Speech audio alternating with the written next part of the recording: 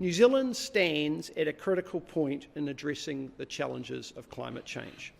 That is why I am proud to announce the government's second emissions reduction plan, our blueprint for emissions reduction over the next 5 years.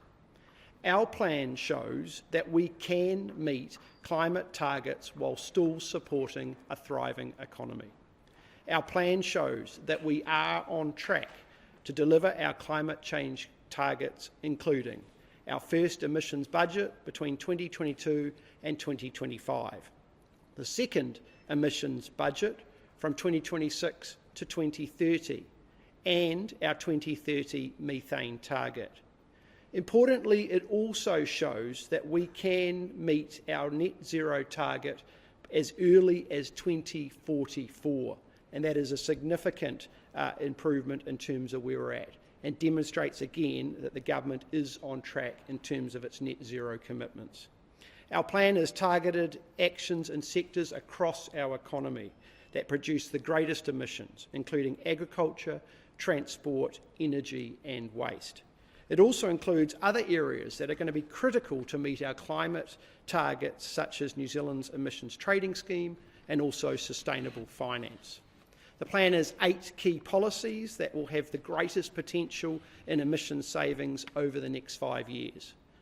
Enabling more renewable energy projects through Electrify New Zealand, recognising carbon capture, utilisation and storage in the New Zealand ETS, targeting a network of 10,000 EV charging points by 2030, introducing agricultural emissions pricing systems by 2030 and incentivising the uptake of new agricultural innovation technologies.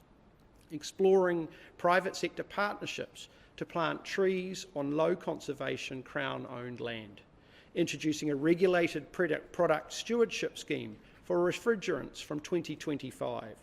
Leveraging the Waste Management Fund to enable systems and infrastructure to process organic waste.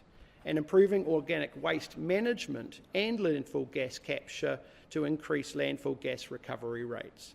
A multi-sector approach ensures our responses drive down emissions, in making sure that it is coordinated, cost-effective and efficient.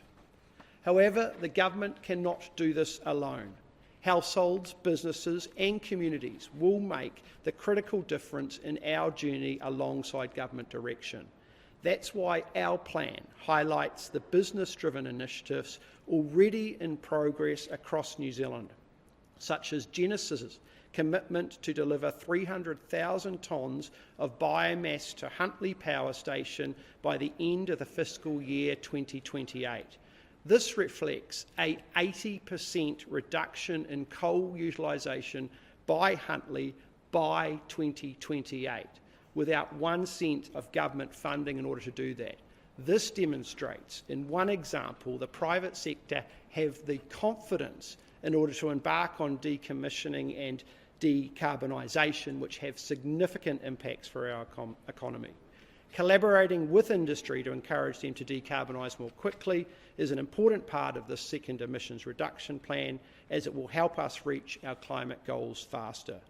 There have been some changes to the plan since we released our draft earlier this year. We have incorporated feedback we received during the consultation, which has been, as a result, added new sections to the plan, including a focus on technology and innovation and building and construction. These changes have been made since consultation set us up for the third emissions budget period and take us even closer to meeting our long-term targets. Achieving the third emissions budget is the task of the third emissions reduction plan due by 2030. New Zealand stands at a critical point in addressing the challenges of climate change. Our plan demonstrates we can create a low emissions future for New Zealand, where our communities, economy and climate can thrive. Our plan demonstrates our commitment to action and tackling the issues head on. Our plan ensures that we will meet our emissions budgets and lays the foundations for a net zero economy as early as 2044 and supports our economy to thrive. Together, we can support a more sustainable future for New Zealand. And with that, I will take your question.